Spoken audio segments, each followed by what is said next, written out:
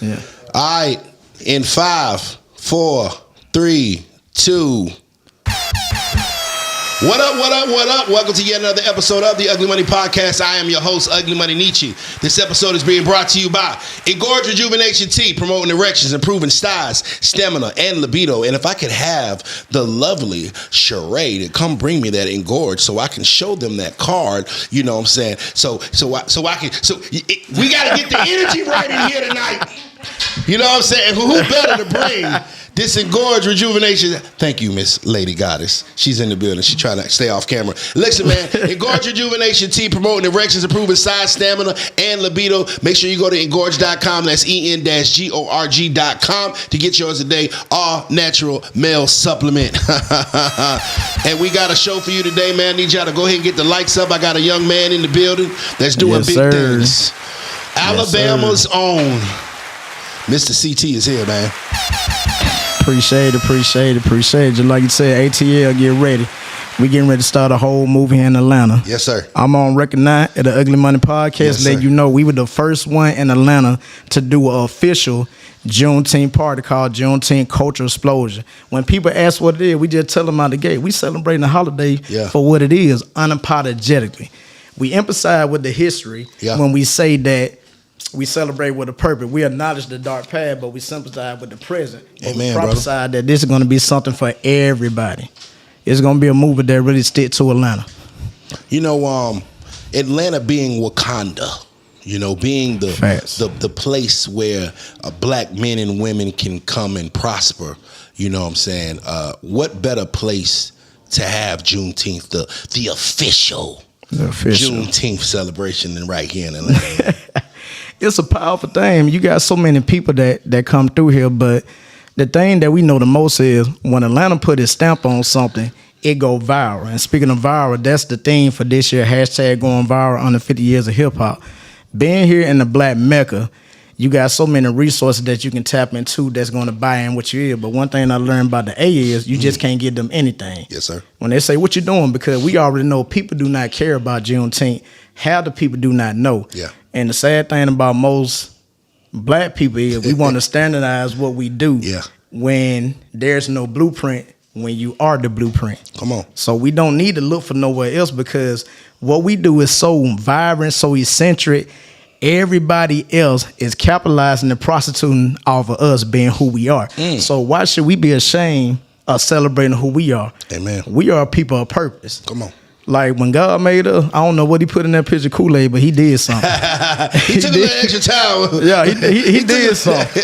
He did something. He said, let me stir it up. And then another thing, how resilient and determined we are. Like, we are people that overcome. Yes, sir. Like, not just to harp on the cliche thing, but a hard time never humble us. We always know how to bounce back and rise.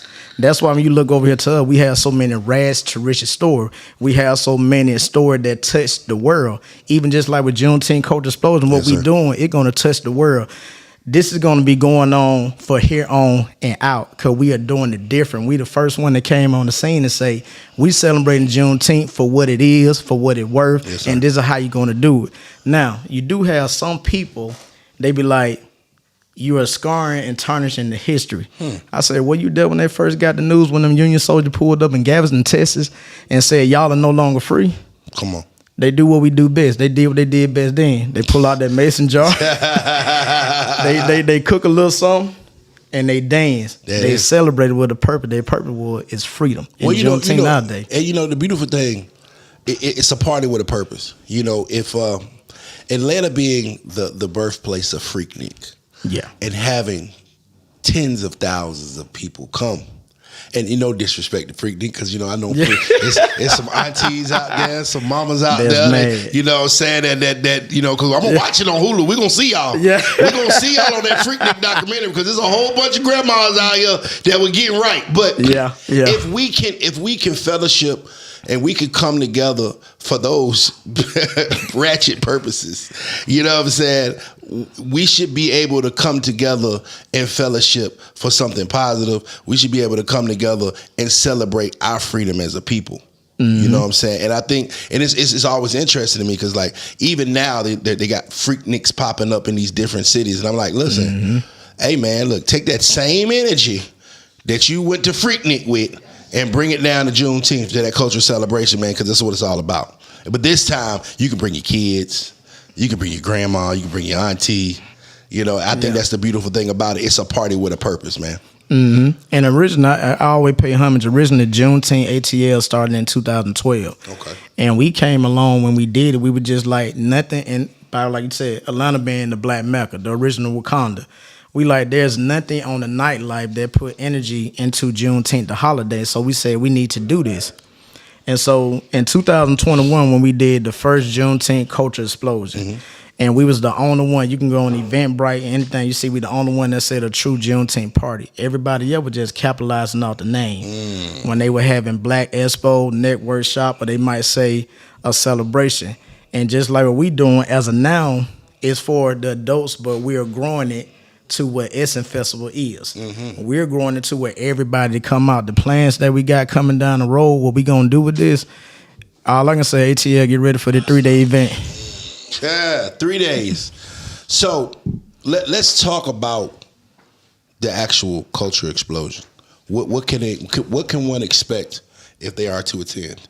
All right, attending JCE 2023 this year is whenever we throw the Juneteenth culture explosion party, we always have people leaving with an experience. This year we got Ox Wars Live. And they do like a live musical game show, kind of like crowd control, kind of like Dizzy, how energetic he is. Yeah. The crowd is going to be on 10 soon as they get on stage, and they got two of the top DJ with Sneezo, with 7 Trey, and then also we got the lovely Jamila C. Gray, our special guest host, the star of the movie, on the come up. Okay. And then we got that man. When I say we got that man, we got Atlanta's own, by the way, of Brooklyn and Panama, the legendary DJ, Scratch Master DJ Popo, Triller versus Top 8 resident DJ. Come on. Bringing all the signs. So when they get there, they're going to experience a time. They're going to experience love. They're going to experience faith. They're going to experience hope. And that's the whole purpose why we do JCE, to rejuvenate our people. Hey, man, when you look in the mirror, you are the reason that you need to celebrate. Okay. No matter what the narrative that have been painted, you are the reason to be celebrating. That's what we doing. That's the whole model of celebrating with a purpose. No, man, that's that's dope. We can have a good time, we can have fun, but you know what I'm saying? It's amazing when we can do it for a reason. And for a positive reason, and for something that everybody needs just a lot of more awareness of. You know what I mean? Yeah. A lot of people still don't even know what Juneteenth is and what it signifies it. And so for those people that are watching this publication, if you don't know what Juneteenth is and what it signifies, CT is going to explain it to you, because he can explain it better than I can. So for those people that have been sleeping under a rock and don't know about themselves, what is Juneteenth? You sound like my cousin when you said that. Shout out to Hoover. So Juneteenth is the black race freedom. On June 19th, the Union soldiers came to Galveston, Texas, and they let the slaves on the Texas plantation know that, hey, the war is over. And of course, we know they fought all 1865. The Emancipation Proclamation was never signed in 1863 that stated that we were free. But in 1865, due to the blood shed during the Civil War, that's how we got free. And it's June 19th when the news arrived to Galveston, Texas. That's where it started at. Juneteenth started, the celebration started in Galveston, Texas. They kept it going. Wow. They kept celebrating. That's why they eat red velvet cake. Mm-hmm. That's why they drink red soda. The biscuits, hot tea. That red represent for the blood that was shed for them to have freedom. And when you think about it, when you go look at certain verses of the Negro National Anthem, it talk about the dark past. It talk about the road that was trod. You know how this went for sin. That's why when we come about and they say, what do you all bring to the table? We empathize with that dark past. But we prophesize for a greater future. And we sympathize with the present by increasing love, faith, and hope by the way we celebrate and lead people with that experience when they come rock with us for JCE. There it is, brother. Man, I got you got that CT got some game for y'all, man. Hey, man, I gotta get some gems out you, sir. So first and foremost, we're gonna go off subject. We'll come back to Juneteenth. Say let. But who was CT before CT became the CT that we know? Oh man, from Greensboro, Alabama, the baby boy 2. Come from a living home. Went to Alabama State. Players Kappa down to Alabama State. Yes, sir. Oh, you was a Kappa? Yeah. Oh, man. Shimmy, shimmy, shimmy. Hey, oh, cool, Newton. My ex-girlfriend cheated on me with a Kappa, man. Goddamn. Hey, man. Sorry to hear that. Man. But now, man, the road for me been a humble road. I never expected to be doing this. I always have a solid core group. You know, my cousin Hoover always stood behind me 110%. My brother Duke, that's a part of this with me. That's side by side with me. A lot of hosts of friends or family, my making family, my mentor down there. Yeah. A lot of people have invested in me. A lot of people seen me when I was on that road. Yes, sir. And that was a humble road. I'm not going to sit here and act like bad or good, but just tell the truth. Just like it was a journey. And along that journey, I always say this. That's why I received the blessing that I got now, because that journey always kept me close to God. Amen, not to say anything perfect or nothing like that, but it humbled me enough to say, you know, God, I know I need you. Yes, sir. And I'm thankful now, and I'm reaping that now, because I would never imagine to be on the Ugly Money podcast. Yes, sir. One of my cousins hit me up. He said, "Boy, what you know about Ugly Money?" I said, "Oh." In the same seat that Charleston White sat, seat. Yeah. This ain't that type of interview. Yeah. Man. You know what I'm saying? Say what? Put my mic down. Pull mine. Oh, my bad. Okay, cool. Yeah. So question. You come from humble beginnings, coming from Alabama, going to Alabama State. What advice do you have someone coming from humble beginnings and how to overcome obstacles, not to be succumbed to, you know, statistics or, you know, stereotypes of black men? Dream big and don't worry about what the next person doing, because it's easier said down, but you can't miss something that you don't got. And then along that process, hopefully you learn that there's a time and place for everything. Like, God is never going to give you something that you're not ready for. If you're not ready for it, it's just like, I've been tagged with this vision. Yes, sir. But he knew what time to impregnate me with the vision so I can give birth to the vision. But for the most part, just really like stay grounded and just focus on what you can do. Don't worry about what you can't. But once again, that process is ugly because it's still gonna be some bumps and lumps on that road before you get to the point where, like, I love me enough to love me to not be sad or worried about what I ain't got. Come on. But I'm gonna be optimistic enough to say, this is where I'm going. I always had the mindset that my current situation, my present situation will not be my future situation. I always had the mindset that I was going farther than where I'm at right now. Because my motto now, what the team and myself, what we've been saying now, it's up from here. For sure.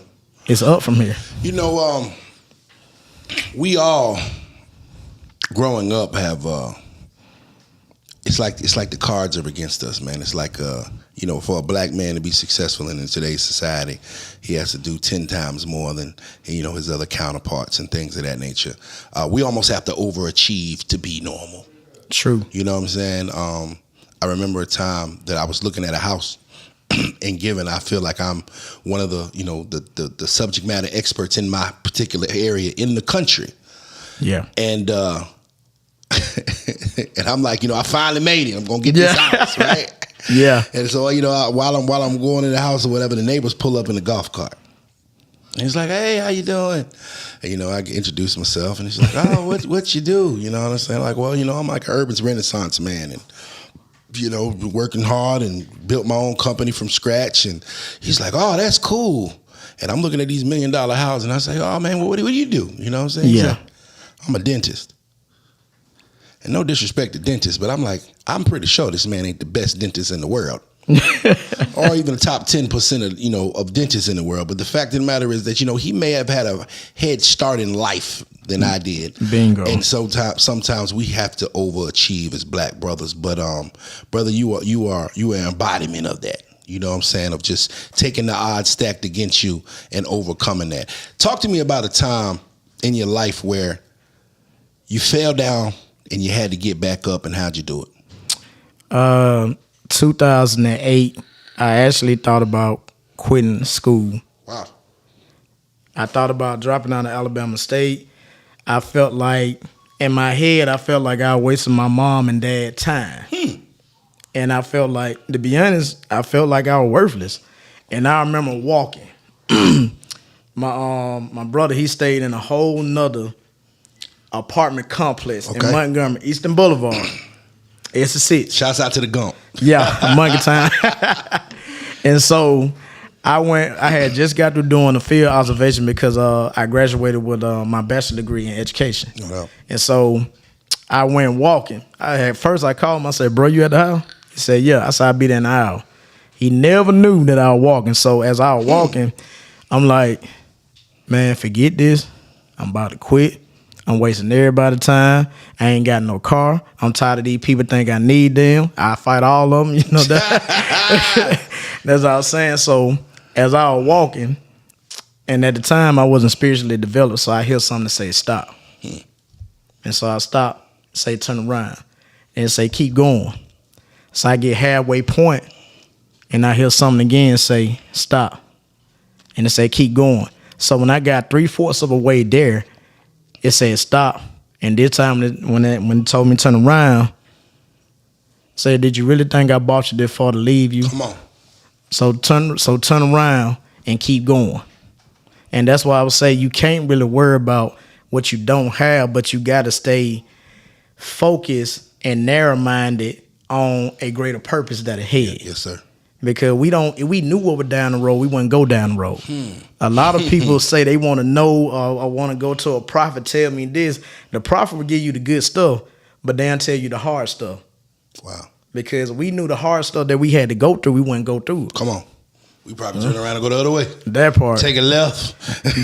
Catch an Uber. Yeah. I ain't going down there. Yeah, no, for real, man. Now, you went to Alabama State University.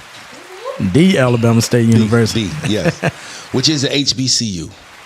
That part. I've had an opportunity to attend Virginia State University for a semester in my younger years, and I also attended Virginia Commonwealth University. I know the differences that I've seen, but give us some differences between attending an HBCU and a regular university. Well, the HBCU, it truly is an experience, and that's going back to Juneteenth Culture Explosion, how we are acknowledging how essential and vibrant. That's a whole nother ball game. But one thing that really make it different, when you get into the room with those professors and when they take on to you, you become their child. Come on. They start becoming links in the chain to help you get where you need to be. And when you first get there, you might be like, man, why you own me like this? But what you just said earlier, we got to do 10 times more just to have a little success. I'm trying to tell you. And they'll tell you about straighten up, talk right. No, we just getting you to pronunciate. It's not that you're talking like any other persuasion. We just getting you to pronunciate. And they say appearance and everything. Look a person in the eye. Yes, sir. Firm handshake. Be on time. They start molding. It's just like you get on a potter's wheel and they just start molding you. And then you develop another sense of pride, and that place start becoming home. Yes, sir. Compared to other university, you ain't gonna get that same love. If you're not a trust fund kid, and I actually had a conversation with some young ladies when I was down in Florida. One went to Penn and one went to Yale. Okay, wow. And I remember one thing they said, you can tell who the Kennedys, who the Rockefeller, who the Welches. Wow. And they were just like, they don't go off their actual name, but you can really tell it's a big division. Because think about it. Most black people, we don't even have the money to even set up a trust or even get the estate going. Most black people ain't got $3,700 to start to sit with a lawyer to set up an estate. Yes, sir. And that's the part of how they get ahead. Like, let's take I'm going to give you some gems, and he said this. Let's take Rockefeller, pretty much owned the banking industry, the oil industry, all that, Exxon, you name it. But with that trust, that's why 10 generations from him ain't got to work or do nothing. That trust sit there and gain educate. You knew to set it up. But at the same time, had a head start of getting a piece of the pie. Unlike us, how we got to jump through hoops just to get some of a loan. And they going to check us if we even do a grant. Did this penny go here? Did this penny go there? We ain't got the same starting blocks. Exactly. Yeah. I was watching Power the other day, and I hate to use this reference, but I was watching Power, And they were in school, and Tariq and the rest of the kids, because he goes to this prominent school, and it was talking about step forward if you had both mom and dad, and you step forward, and step forward if you step backwards if you ever had the lights out, and people step backwards, and and step forward if you've never had to worry about your bills being paid, and and then at the end of these questions that they asked, it was mostly white kids at the front. Tariq was a little bit behind them. You know what I'm saying? But all the black kids was in the back. A lot of the brown kids was in the back. And that just goes in, and she made a dope point when she was like, okay, this is where you start. Doesn't mean it's where you finish. You feel what I'm saying? So we may start at the back of the room, but we gotta make up that ground, you know what I mean? And that goes from just the whole overachieving thing. But I wanna switch total gears and let's talk Deion Sanders. Who was a football coach at an HBCU, the Jackson State University, and now is a football coach at Colorado. Deion Sanders has had a tremendous time at Jackson State, brought all kinds of money and sponsorships and eyes on HBCU sports. And I think they might have lost 2 games in 3 years or something like that. It was ridiculous. Deion did his thing. What are your thoughts about Deion Sanders transitioning from the HBCU to the big time school? He never lied to us like he wasn't going to entertain it or take it. But first of all, appreciate you, Prime, for bringing the light to HBCU, for what you did to Jackson State. Everybody had their own personal goal. And this is another thing where myself, I'm starting to get out of trying to place my opinion on somebody else because I don't know what they pray for. I don't know what their main goal is. And it's so many ways that you could look at it, but at the same time, I'm not about to try to be politically correct to sound woke or to sound like, oh yeah, that sound right. No, but if we really want to look at something, he didn't really know the uphill battle that he had to fight. And that the part I'm gonna be honest about. It's a struggle when it comes to pushing most HBCU forward, because when it comes to administration, that where the fight get lost. You got people on the ground that's willing to fight and really take it on. Like, HBCUs can be so much more, but of course, integration interrupted that. It just like going to the beehive, instead of getting a scoop of honey, you take the whole hive. They went and took the whole hive. And like my dad used to say, may you rest in peace, he'd always say, what of them boys at Alabama would have went to Alabama State? Come on. If they would have all be like, I'm going to stay at home, it would be a different story. But home had to take care of home. For sure. If I wasn't there, but say for instance, if they would have made the condition idealistic and he not had to fight or not be cheated out of some deals that were put on the table, he probably would have still been there and he probably would have built it up. But shout out to Prime for reaching that goal. But a lot of people had mixed opinion about that. Yeah, for sure. It was a spicy topic. Yeah, you know what I'm saying. And I don't know, man. When I heard about it, I couldn't do nothing but just congratulate a black brother from progressing in his secondary career. He had an amazing career in football and baseball, but now he took the challenge of becoming a coach, and he's had a lot of success. And he got a raise. Yeah, big raise. You know what I'm saying? I'm like, and I was sitting there looking at it. I'm like, how can you be mad at a man that has brought millions of dollars to a program? Millions of eyes and impressions to actual sports program, and because he got a raise. Correct. He created nepotism for his family. He putting their kids ahead, and he like, I take this stone just to get you out where you need to be. Like we talking about them steps forward, them steps back. Yeah. Where you start at, where you gonna finish at. Can't be mad at him for that. Because that's what we do, just like you said. Well, I'm mad at that man for progressing. You supposed to shout when somebody else get blessed, because that way God can do it for you too. Amen. When you do that right there, yours is on the way as well too. And stop trying to be opinionated. That's another thing. What me and my brother were talking about. That's that problem now. You always worrying about what right, left, front, back doing instead of focus on. Come on, mind your business. That part. Do you? Do you? Well, I'm definitely gonna be watching Colorado this year. I ain't. You ain't gonna be watching. I ain't say I'm gonna be rooting for them. Yeah. But if they play, if Colorado playing Alabama, I'm rooting for Colorado. Roll Tide. There you go. Yeah. You know, Roll Tide has to be the most hated football program in the history of college football. Shout out to Slit Nick. Shout out to Nick Saban. He did that for us. Hey man, I tell this story anytime I interview somebody with Alabama. Man, I never forget, man. We were in Tuscaloosa, Alabama. We was on tour. We stopped in Tuscaloosa, Alabama at Dreamland Barbecue. Looked like the back of somebody's house. Yeah. We stopped. We want to get some real barbecue. We stopped at Dreamland. It looked like an old shack. And they was cooking. They were cooking the ribs in the chimney. And they brought out a half a loaf of bread and some barbecue sauce in a styrofoam cup. And I'm like, what am I supposed to do with that? They say, dip the bread in the barbecue sauce. I said, all right, cool. So I'm trying to get with it, right? Now, this is during an Alabama game. And it's packed. Everybody got their Roll Tide. I don't know what color it is. It look like a dark red. Is it crimson? It's crimson. Correct. You're on track. Crimson. Okay, cool. So everybody got crimson on or whatever. You know, we coming from Georgia. We don't want to say too much. You know what I'm saying?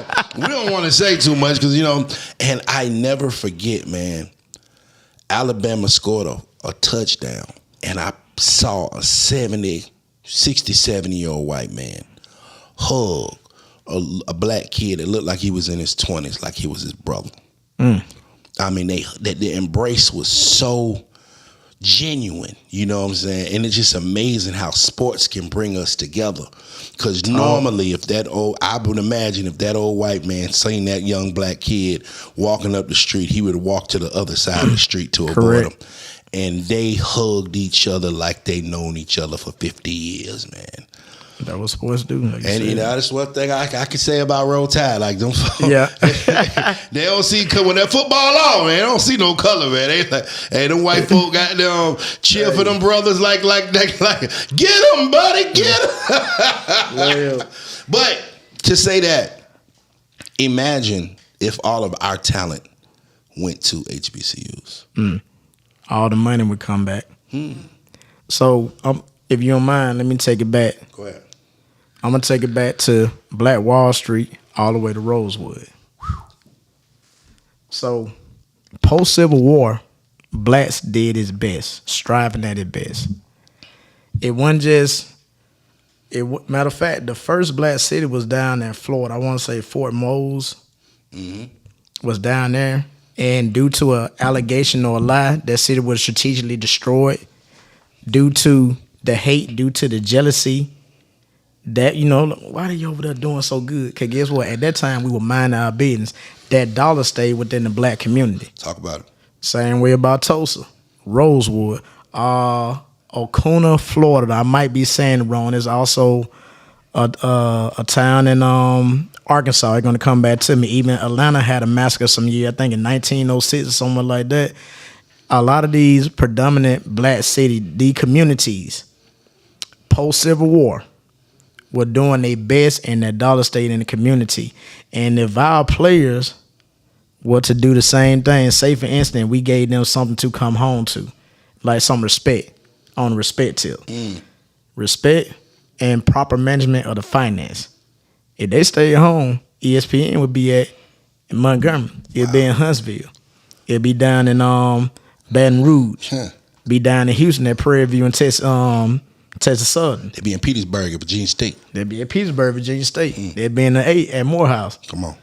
That's what it is. Like, we had to give us something to. It's just like black business. Black business had to give somebody something to respect. Not saying that we don't, but the dollar will stay in if we do right by the dollar. But that's a whole fight that's been poisoned. The reason why I say it's been poisoned, when they did that Tulsa massacre, it struck fear. They dismantled it and stole the recipe and used it. A lot of people don't look at it like that. A lot of people didn't even know that there were 18 striving black community post-Civil War. Wow. And that's the power that we have. The last 3 years, our spending dollar been in the trillion. So, me and you can go in a Hispanic community and say, we got a taco shop. But in our community, we got a whole nother different ethnicity selling soul food. Yeah, it's crazy. Hair product. Crazy. Et cetera, et cetera. Nails. And we still spend and buy. How do we get out of that mindset? How do, because we are so hard on each other, right? Mm-hmm. You go to Houston's and they don't bring a straw with your drink, but you at Houston's. Oh, can you please give me a straw? Oh, we're out of straws. Oh, okay. Well, I'll just drink it. It's fine. No problem. They'll adapt. You go to a black-owned restaurant and they don't got straws. They pulling out the phone. Mm-hmm. They blasting the restaurant. This why I don't go over here with these folks because they don't ever got. But not knowing that these people had generations of money and trust and funding and credit and things of that nature to fund that business or whatever. And a lot of us are first generation business owners. Correct. I'm not saying that we should settle for less when we shop with each other, but damn, give us a break sometime. Yeah, keep the business in house. Because we figuring it out. We a lot of us are figuring it. Even with myself, you know what I'm saying, as a black business owner myself, I'm figuring it out. Likewise. You know, my pop was a Army soldier, you know what I'm saying, and I ain't wasn't born in the millions, you know what I'm saying. I had and they did the best they could for me, you know what I'm saying. But I'm figuring it out. And so, due to not negligence, maybe ignorance, that we may fall short. Man, have some compassion for your black brothers and sisters, man. And I think that's what we need to do instead of being so quick to shun each other and to discredit each other and to tear each other down. Hey, man, if you're going to give anybody a break, give us a break. That part. Because you know what? Waffle House got roaches, too. A lot of them. And you still go. And you still go in there, and they still messed up your hash browns, but yet you keep coming back. But as soon as you go to that black-owned business, oh, these beans ain't got enough barbecue sauce in them. I don't like this shit. You ain't do that in Waffle House. Waffle House been fucking up niggas' breakfast for 30 years, man. And counting. Hey, man, before we get out of here, man, let's go back to this Juneteenth. When is it? Where is it? How can they get tickets? How can people get involved with the Juneteenth Culture Explosion? All right, Juneteenth Culture Explosion will take place Saturday, June 17th, 7 p.m. to 12 a.m. They can get tickets at Eventbrite, JCE2023.eventbrite.com. You can go to the websites and purchase the tickets there as well, too, JCE2023.com. And they also can contact myself, Duke, or Jamie, and we can get you what you need. And if people want to get involved, man, reach out to us because we always open for, potential investors, yes, sir, funders, anything that we need because what we're doing is growing so much. But I will say this, and I say this with a big smile. We got a powerful team behind us that nobody don't even know. I mean, when I say powerful team of brothers and sisters that are just supportive, like Brittany. I'm here now because Brittany and Hoover. Hoover called Brittany. Brittany called you. Hoover. That's a little powerhouse right there, ladies and gentlemen. And it was so funny. He really snatched me and said, "Come on, we gonna put me in front of the camera right there. Like you gonna do this? You got to be in front of the camera, doc." I said, all right. but that is a signification of exactly how we should operate. Yeah. I remember when Brittany took a chance on me when I didn't have nothing to offer her. She believed in me, was my road manager, went on the road. I won't get no paid shows and nothing. Didn't have money to pay her nothing, but she believed in me. She supported me. And as I ascended, damn it, she ascended. That you part. feel what I'm saying? And that's where we got to get back to, helping each other up, man. Because, at the end of the day, a lot of us are just first generations of everything. And we just trying to figure it out. Hey, man, lift your brother up, lift your sister up before you try to tear them down. Ladies and gentlemen, Juneteenth Cultural Explosion is a chance and opportunity for you to party with a cause, not only party with a cause, but a way that you can get involved. Tap in with this man. We need everybody. Pour into this want man. everybody. Pour into this event. Come. If you can't sponsor, come. If you can't vend, come. If you can't come, at least share it to somebody else that could come. That part. You feel what I'm saying? Because we all we got, man. These people don't want to see us do well. We are all we got. Yeah. Brother, before we get out of here, man, please, any shout outs, give me your social media and everything they can find you at. Okay, they can find me at D.Entertainer09 on Instagram, Corey E. Thomas on Facebook, D.Entertainer09 on TikTok. There it is. And you can follow me at UglyMoneyNiche. That's UglyMoneyNiche. This episode is being brought to you by Engorge Rejuvenation Tea. Yep. Promoting erections, improving size, stamina, and libido. Whenever it's time to put it down. You don't need that 100 pack. You need that Engorge Rejuvenation Tea. All you got to do is just pour it in there, heat that thing up, stir it up, and I promise you. Trying to run out the bed. I used it last year. Because I ain't had sex all year. I used it last year. I don't know if y'all ever seen Jason's Lyric. Yeah. There's a part in the movie where the flowers, with Alan Payne and Shawty and the flowers start coming up in the fireworks. I saw fireworks when I used Engorge Rejuvenation Tea. You definitely want to get it, all natural male supplement. Make sure you go to engorge.com to get yours today. Remember, the bigger the dream, the bigger the risk, the bigger the payoff. This has been the Ugly Money Podcast with CT. Appreciate you. There it is, baby boy.